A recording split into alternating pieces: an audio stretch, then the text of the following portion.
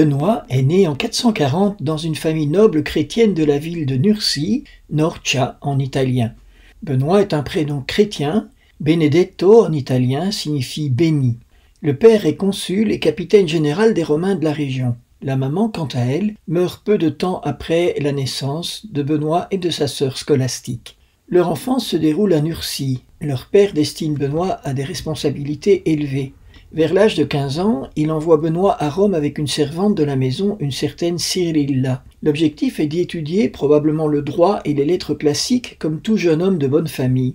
À l'époque, Rome est une ville d'1 million d'habitants, grouillante de vie, avec beaucoup de fêtes qui regroupent la haute société.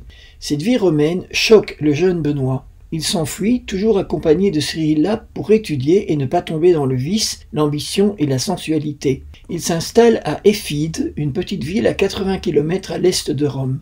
Il s'y consacre à l'étude de la Bible. Un événement va provoquer un changement radical dans la vie de Benoît. Cyrilla, la servante, casse un vase qu'elle a emprunté en 2 morceaux. Elle est désespérée. Voyant cela, le jeune Benoît prend les 2 parties de l'ustensile, il prie, et le vase est miraculeusement réparé. Le miracle fait grand bruit. Benoît est de nouveau obligé de se sauver, cette fois pour éviter l'admiration excessive des habitants de la ville. Il s'enfuit en cachette, abandonnant Cyrilla. Il cherche un endroit où il pourra vivre ermite caché du monde. Dans sa recherche, il rencontre un moine appelé Romain. Ce moine lui indique une grotte dans une falaise de la vallée de l'Agno, proche de la petite ville de Subiaco. Benoît s'installe dans cette grotte qui sera plus tard appelée Sacro Specco, Sainte Grotte. Le moine romain nourrit Benoît en descendant avec une corde un panier auquel est accrochée une clochette. Dans ce panier, il met aussi des textes qui alimentent la prière de Benoît. C'est aussi ce moine qui lui donne des habits religieux et des ordres mineurs. Il demeure 3 années dans sa grotte, ignoré de tous, ayant perdu le sens du temps. Un jour de Pâques, un prêtre des environs a une révélation dans un songe. Dieu lui fait connaître l'existence de Benoît et de sa grotte et l'envoie partager avec lui son repas de fête. Dès lors, ce prêtre parle autour de lui de Benoît et de sa vie érémitique. À partir de ce moment, la présence du saint ermite est donc connue dans les villages des alentours et des personnes commencent à venir le visiter. Or, il y a dans les environs un monastère qui vient de perdre son abbé. C'est le monastère de Vicovaro. Les moines demandent à Benoît de devenir leur père abbé. Après avoir d'abord refusé, il finit par accepter sur leur insistance. Mais très vite, les moines le regrettent. En effet, Benoît s'aperçoit que la communauté de Vicovaro n'observe pas sa règle de vie de manière suffisamment stricte. C'est la règle de saint Pacôme. Il veut rétablir la stricte observance, l'obéissance, les pénitences, etc. Cela ne plaît pas aux moines qui regrettent amèrement de l'avoir élu. Il décide donc de s'en débarrasser en l'empoisonnant. Il mélange des herbes vénéneuses à son vin. Lorsque Benoît bénit la coupe, elle se brise et il échappe à l'attentat fomenté contre lui. Il décide donc d'abandonner Vicovaro et de retourner dans sa grotte, le Sacro Specco. Là, les disciples commencent à arriver.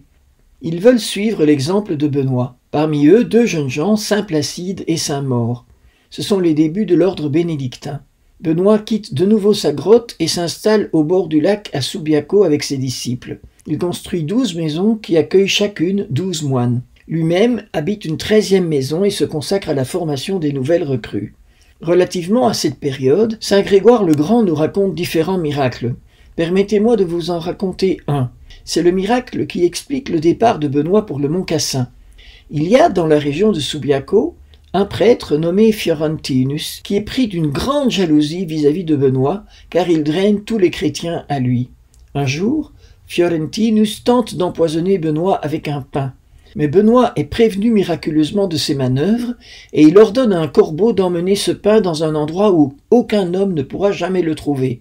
Cela ne décourage pas Fiorentinus qui continue de persécuter la jeune communauté bénédictine en essayant par exemple de pervertir les jeunes moines en envoyant 7 femmes païennes nues danser aux abords des maisons des moines.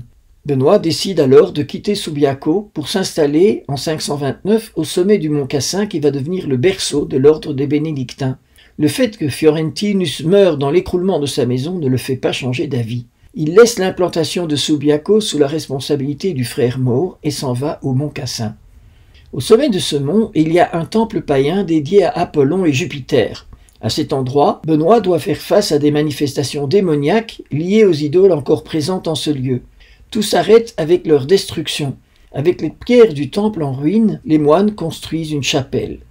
La construction du monastère du Mont Cassin est aussi marquée par des prodiges. Ainsi, par exemple, le démon a rendu une pierre tellement lourde que personne ne peut plus la bouger. Par sa prière, Benoît permet aux frères de la déplacer. Ou encore, pendant la construction, le diable provoque l'écroulement d'un mur qui tombe sur un moine. Celui-ci est gravement blessé. Benoît accourt et prie pour l'infortuné. Immédiatement, il se remet au travail. Benoît est favorisé aussi d'autres charismes. Par exemple, il a un charisme de connaissance. Il sait quand un moine a gardé une petite partie de l'argent qu'il a reçu ou qu'un autre n'a pas suivi le jeûne comme la règle le prévoit. De son vivant, Benoît fonde différents monastères. Le dernier qu'il réalise avant sa mort se fait dans le Latium, c'est-à-dire la région de Rome, près de la ville de Terracine. Il envoie pour ce faire un groupe de moines auxquels il promet sa présence le jour où ils devront faire les plans du monastère.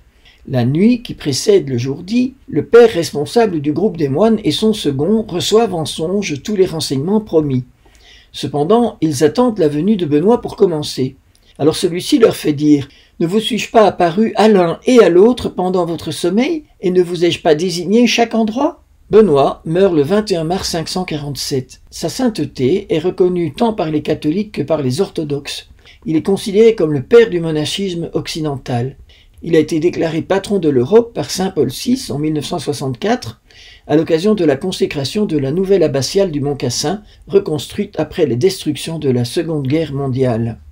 Saint Benoît a profondément marqué la vie de l'Église et du monde. Je vous rappelle ma conviction profonde. Dieu utilise les saints pour nous parler, pour répondre aux crises que nous traversons, pour nous faire avancer sur des chemins nouveaux. Avec saint Benoît de Nursie, Dieu a trouvé un instrument de choix et nous vivons encore aujourd'hui des apports que nous avons reçus de celui qu'on a appelé le père du monachisme occidental. Voilà en effet un homme qui a voulu suivre le Christ dans une radicalité totale.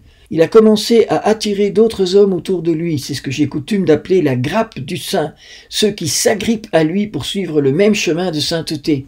Il a écrit une règle de vie pour ses compagnons, une règle tellement équilibrée et universelle qu'elle a marqué l'histoire d'un continent. Et les fils de saint Benoît ont contribué, en suivant l'exemple de leur fondateur, au développement culturel et à l'unité de peuples très différents.